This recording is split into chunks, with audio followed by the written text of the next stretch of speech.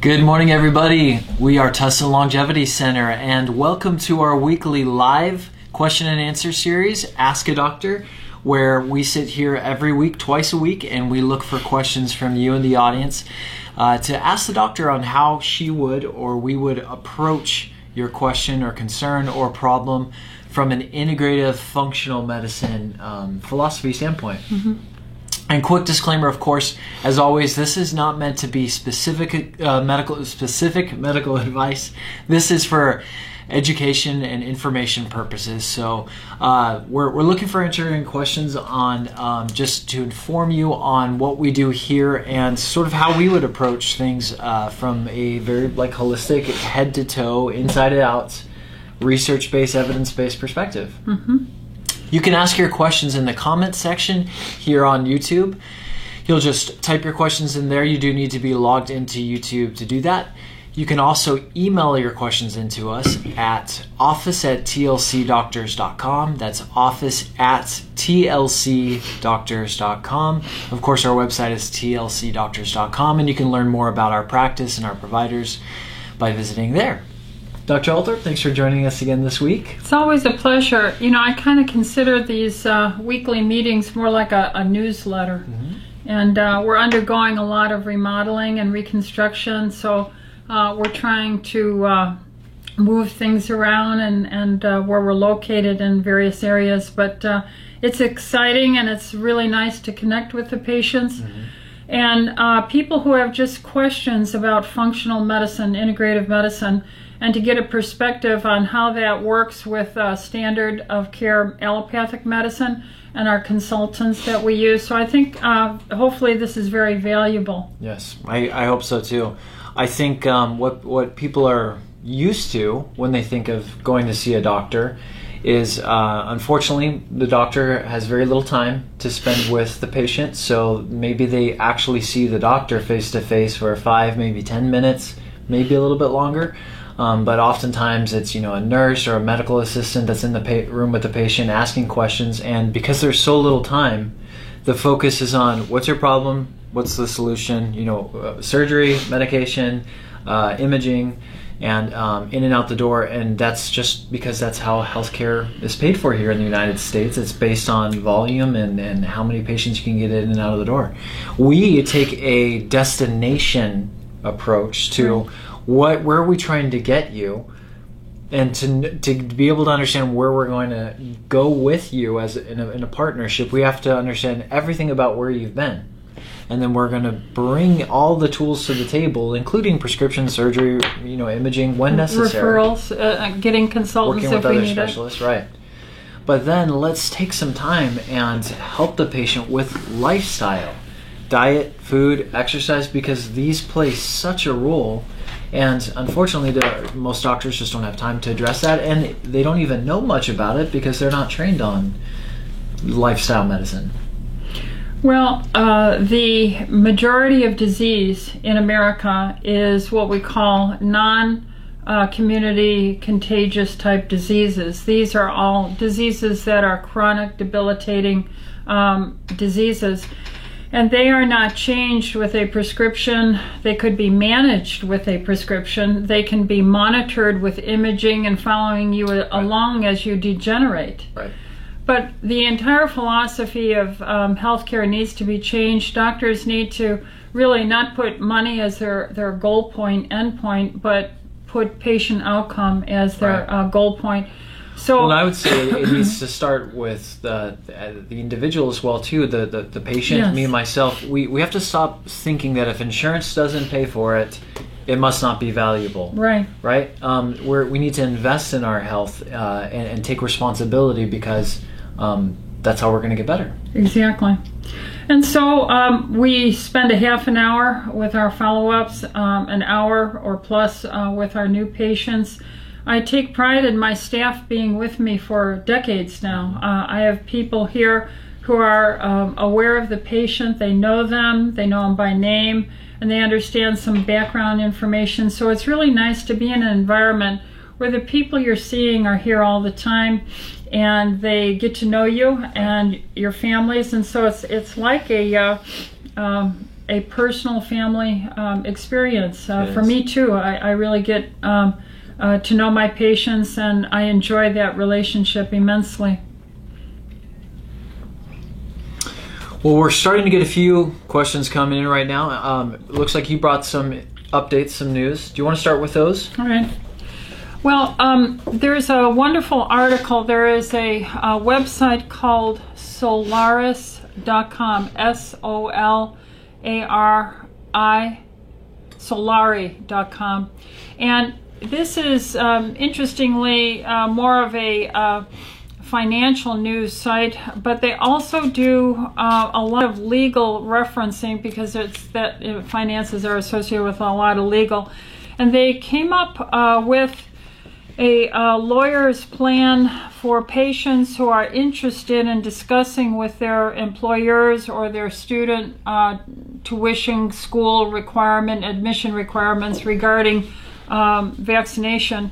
And what we found on that site is they have a form for students attending college and universities or other school situations. And they have a nice introduction on the law regarding these things, remembering always that these are emergency use authorizations. These are not FDA approved vaccinations, and you are entering in trial 3, phase 3, which is still the experimental trial. So there's many pages here regarding very nice questions.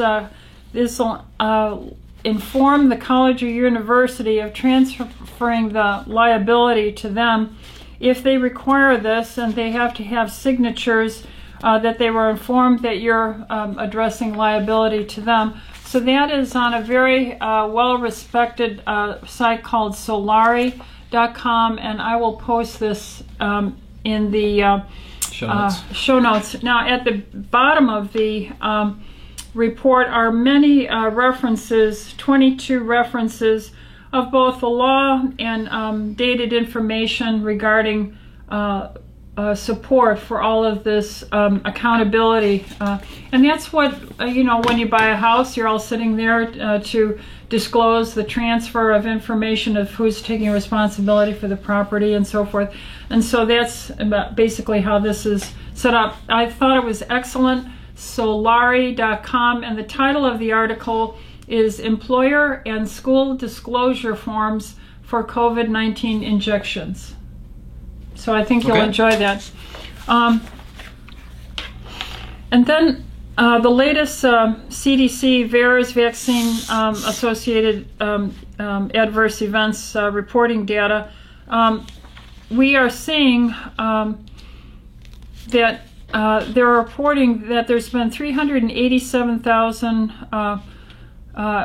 events reported, adverse events for all age groups, and including 6,113 deaths, 31,240 serious injuries between December 14th and June 18th, about a week ago. And in these adverse events, they have seen the signal of the young people who are getting the myocarditis, inflammation of the heart. And although they are only 9% of the total of people vaccinated, they are 50% of the serious cardiac injuries. And so the FDA and the CDC has put some warnings on this, and I had talked about this last visit about their emergency meeting regarding this, how they postponed it because of a holiday. So I don't think that they have much concern if they can postpone an emergency meeting for our children's health. Another article, we're all talking about the concern of the variants that are showing up. Delta is the one they're looking at. And I'm happy to say that in all of this research I've done in this past week since our last visit, the Delta variant, regardless if you hear that it's spreading faster or it seems to be involving younger people, it really has no signal or impact that it's anything different than what COVID-19 has been, which has had the impact of a flu season or a bad flu season. And typically speaking, in virology, when as a virus matures, it becomes less and less lethal. The mortality on it goes down because supposedly the lethal strain kills the affected ones, and then the virus that's replicating, that remains around or evolves around, is not as deadly. Yes, and so the news all around is showing that seems to be the case worldwide in reporting.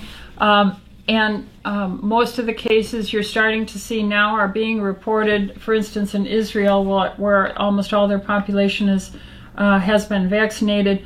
The major source is the Delta variant, same for England. Nevertheless, the impact as far as illness, hospitalization, and death is still very low, and so the excitement or fear should be removed, and the emphasis on the healthy lifestyle choices that you're making, your vitamin D use, zinc use, eating a low-carb diet, drinking plenty of water, getting a good night's sleep to recharge your immune system. So the signals are showing that this is like any other flu as far as it's concerned for impact worldwide. And then we have the good news that the other choices, such as the ivermectin, has been very effective irregardless throughout any changes. There's been several variants followed, and it seems that it appears that ivermectin is just as good for that, hydroxychloroquine, and so forth. Mm-hmm. So these issues should be reassuring. That's why we do this, is to preserve our sanity and our calmness. And so I just want to point out that there is a persistence of SARS-CoV-2 S1 protein in the CD16 monocytes in post-acute sequelae of the COVID-19, and that has been found up to 15 months post-infection. So the spike protein seems to be persistent now, 15 months, in certain what we call non-classical monocytes that do surveillance in the blood along the vascular system in particular. And so it's valuable to take care of your health and stay hydrated, low carb, and to push forward with confidence. Yes.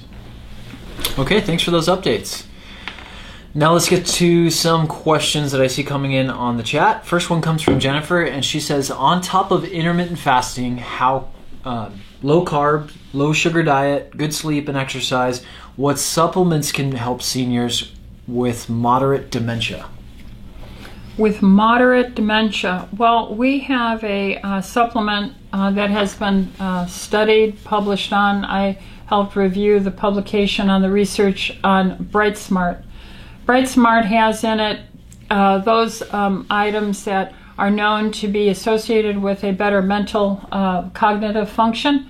BrightSmart was given to senior citizens. Primarily the study was done in Australia, and they were coming up for their recertification of their driver's license. And what happened was a large percentage, up to 80% of them, failed their driver's license renewal testing, and most of them felt it was because they were anxious or confused or not making judgments when you're driving such a big heavy machine. They put them on the vinpocetine as the clear element in BrightSmart that is a herbal extract associated with better cognitive function. And what we found is all those that retested, 85% then were able to pass their driver's test, and they attributed it to the BrightSmart containing the vinpocetine. Right. And I have just my clinical feeling on that, having used it for so many years. Patients will start using BrightSmart. That's an orthomolecular made product. It's not? No, it's not. Actually, Ortho has a product very similar to Bright Smart that we need to look closer at, because I know that we have challenges sometimes getting that product from that company that only makes Bright Smart. Okay. Yeah, we currently don't have any. Oh, all right. Not in stock right now. All right. So what I would say is when patients use this, and this has been, improvement. Yeah, they feel great, and then they have their life and do well. And then maybe 4 months later, they say, why am I taking this? I'm doing fine. And then about another 4 months later, they're back to their level. Again, all our patients are advised to drink water, exercise. We also stress for healthy microcirculation chelation therapy, and that alone will be a great improvement, especially in getting them to eat healthy fats, because your brain is 75% composed of fat. And then they get back on the Bright Smart, and then they feel better, and then they stay with it far regularly. But I think almost everyone that used it felt better, went off, and then got worse, and then they went back on it. Right. And Jennifer did mention, I want to give her credit for saying, the intermittent fasting, low carb, low sugar diet, good sleep, exercise, those are all important. And I definitely want to emphasize that we see, and would you agree with me, such great results when our seniors who are borderline brain issues are eating healthy fats, they're minimizing their sugars, they're marching in place or exercising, drinking their water, because all of this affects microcirculation, affects the nutrition that are the building blocks for our brain. She asked, what other supplements would be helpful. But another thing that I find very helpful is natural hormone replacement therapy. We know that women who go into menopause, they start having the foggy brain and become emotionally more labile and irritable. And so they get less sleep. With less sleep, there's less restorative healing. So hormone replacement therapy is a key factor, one of the pillars of mental clarity. And the other thing I mentioned, chelation therapy, but another supplement is our enzymes, systemic enzymes that will help disinflame, because inflammation, loss of hormones, therefore lack of sleep, is a progression pattern towards our death someday. And if you help emphasize those things and restore those things, as well as the enzymes that we lose, that helps to disinflame and to keep those tiny capillaries open, like little Pac-Man cleaning along the way. And speaking of anti-inflammation, is Tariva the whole plant of the turmeric? Turmeric, is that the one that we recommend? Yeah, curcumin and turmeric.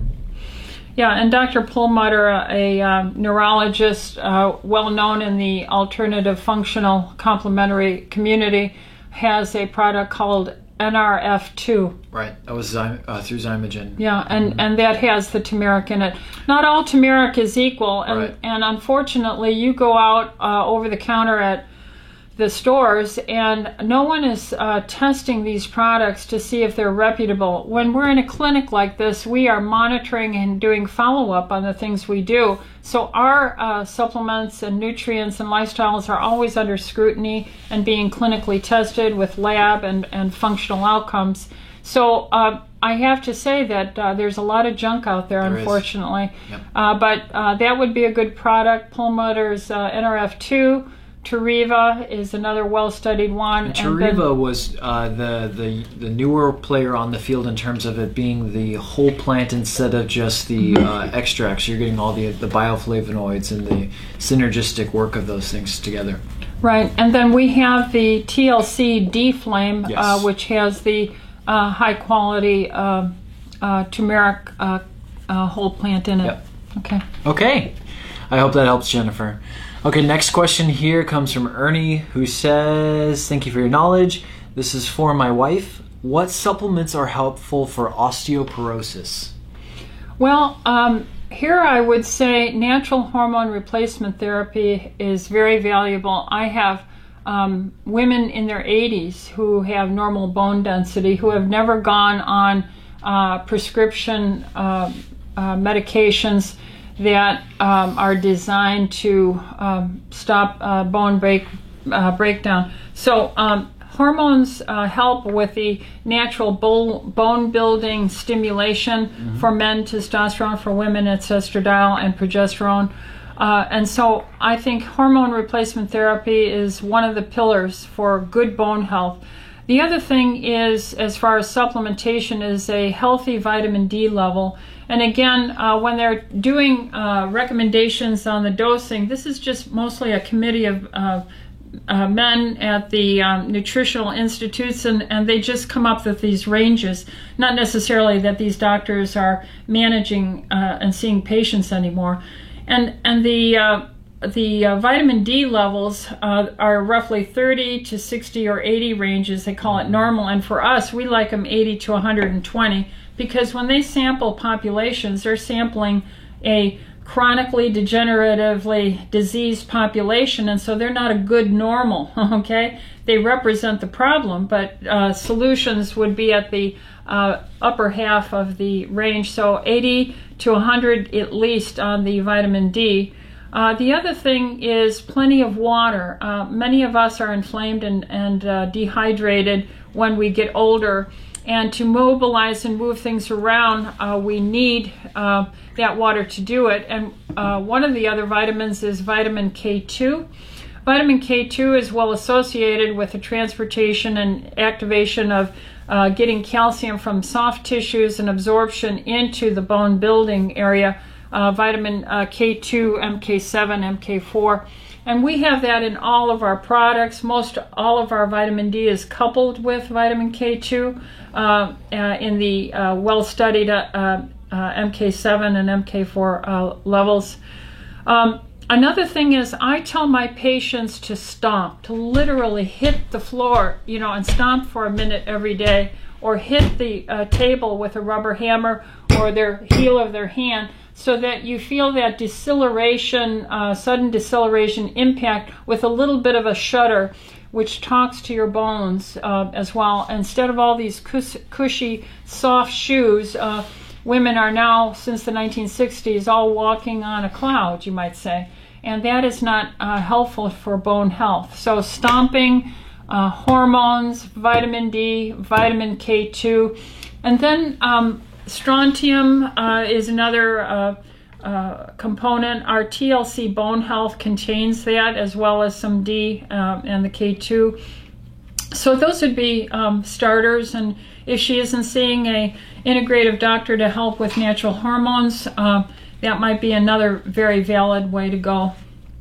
Okay, good advice. So that was regarding preventing osteoporosis.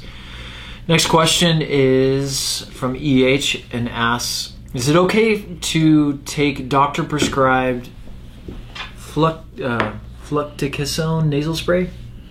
Fluticasone. Yeah. Nasal spray for allergies for long-term, like a year or so. Yeah, that's a steroid. And so that's usually only prescribed once a day. I don't think I've ever seen it prescribed twice a day.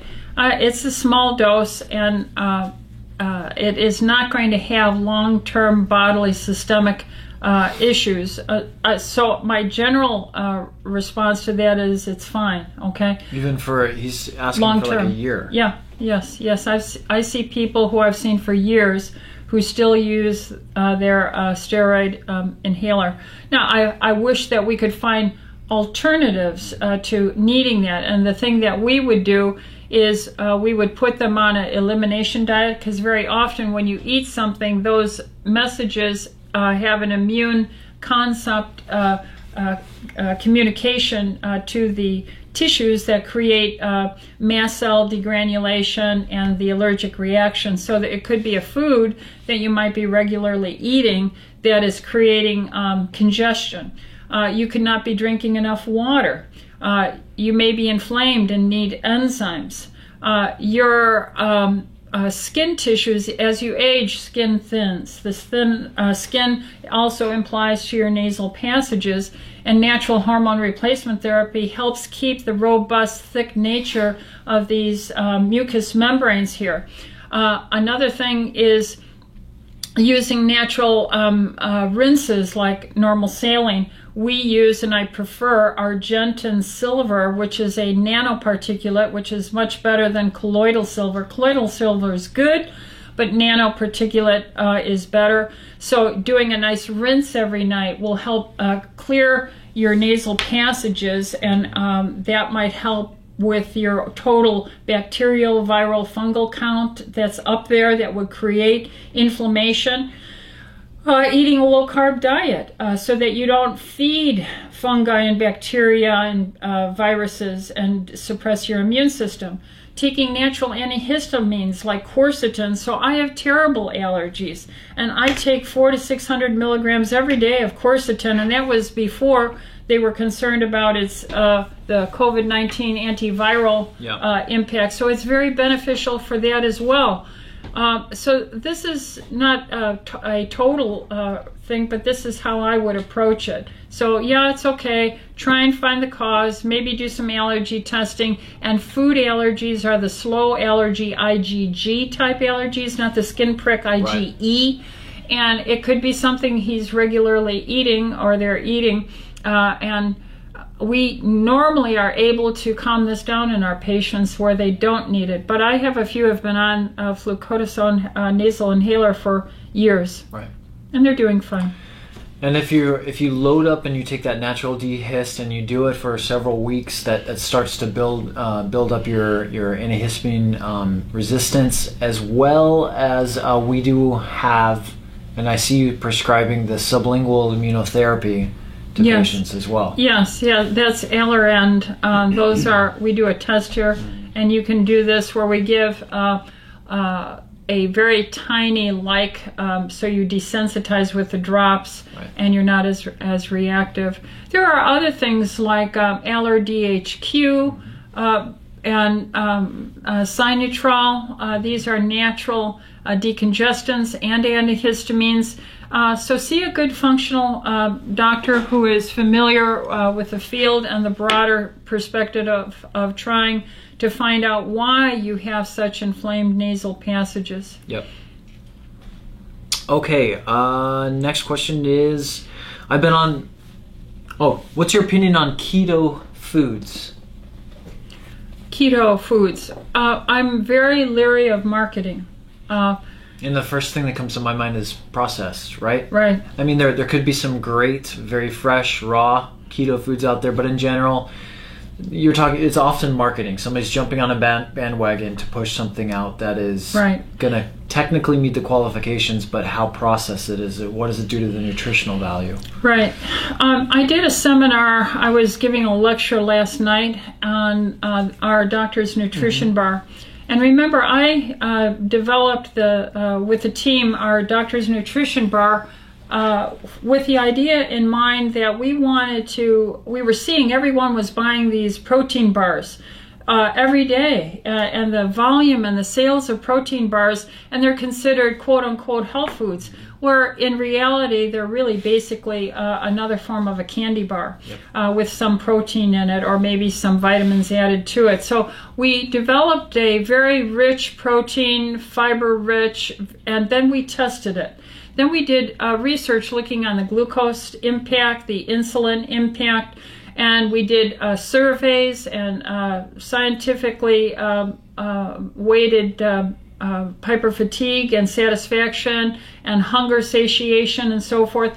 And when we'd had that, and we do have it now, we made our white paper, now we can with confidence give this packaged food called Doctor's Nutrition Bar because it's tested, because we have the science on it, and then we have our patients who use this. When you hear about a food, and if they're not listing, if you go to doctorsnutritionbar.com, you can see our white paper, you can see our science, you can see the other physicians, the other scientists, and all the research, 25 years of publication on cell membrane repair, putting the healthy fats and proteins in that bar. You can see what created this, and the end product was tested. Most of these keto foods are marketing. They don't have anything where near what we put into this bar for its value. So when you ask me, what do I think of keto foods? I say, not much at all. If I don't see a website similar to doctorsnutritionbar.com where you can see all the science there. Okay, fair enough. We're maybe time for one more here. I've been on a low carb diet for many years. Is there a way to go test how well my capillaries are working if they are blocked? Capillaries.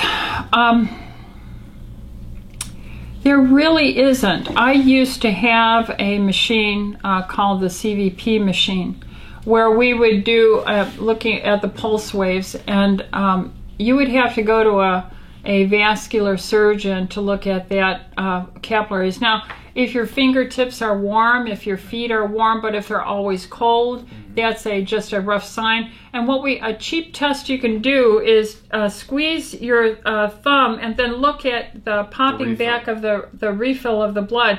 If you can squeeze it out, and then when you release it, you go 1,000, 2, 1,000. If it's all pink again, you probably have good capillaries. So when I'm examining my patients, they'll notice I'm squeezing on their distal extremities, I'm feeling their pulses, and I'm doing a capillary assessment clinically with decades of experience. And so if I can count 1,000, 2, 1,000, and it pinks right back up, that's a very good home test that you can do. But there are wave flow dynamics that you can get. The company that I used went away, and I couldn't get replacement parts for my machine. Right.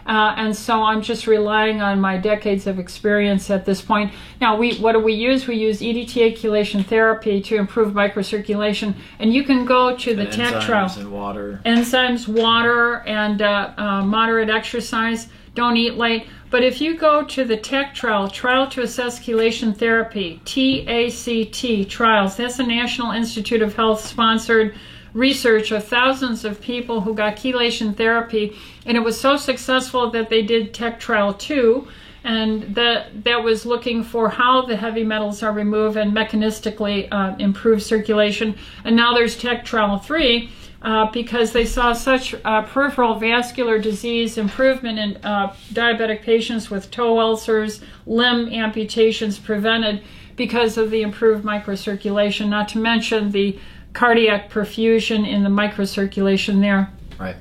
Standard of care would be we're not looking at the capillaries necessarily, other than the in-person assessment.